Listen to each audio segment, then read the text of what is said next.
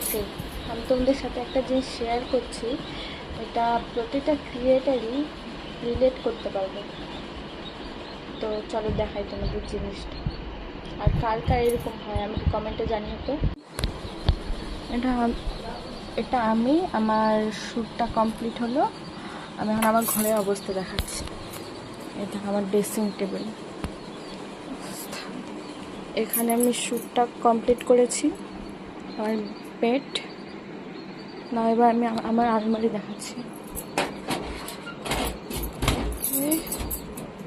think